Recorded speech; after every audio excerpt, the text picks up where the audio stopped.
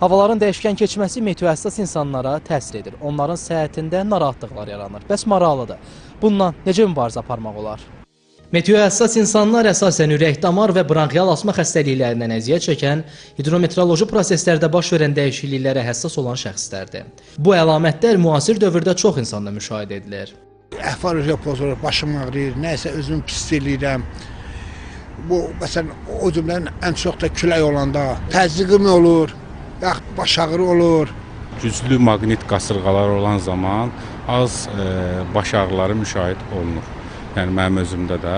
Amma ümumilikdə ailədə, yaxınlarda, bəli, məsələn, bugün iş yerində mənim iş yoldaşım var idi, onun bugün möhkəm baş ağrıyırdı. Səbəb də yəqin ki, o havanın dəyişkən olmağından idi. Şəxsən mənim özümdə elə bir dəyişiklik olmur, amma çevrəmdən danışsaq, qardaşım da elə bir hava tutqun olanda onun əhval-ruhiyyəsinə təsir edir.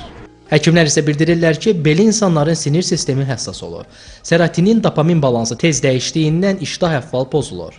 Kəskin təzyiqin qalxması və yaxud da enməsi, baş ağrılar, əsəbilik, yuxusuzluq, halsızlıq, narahatlıq kimi bir sıra simptomlar, miqren kimi ağrılar baş verə bilər. Stressdən özünü çalışıb uzaq tutmaq, yüngül gəzintilər təmiz havada etmək, əgər həkim tərəfindən hər hansı bir təyinatla qəbul etdiyi dərmanlar varsa, o dərmanları kəsməmək və onları qəbul etmək lazımdır. Hava şəraitinin dəyişkən olmasından qaynaqlanan meteohəssaslıq müvəqqəti narahatlıq yaradır. Xüsusilə mövsümi amillərin təsirindən qorunmaqda fayda var. Ələkbər Salih, Nail Şahbazov, Telesəhər.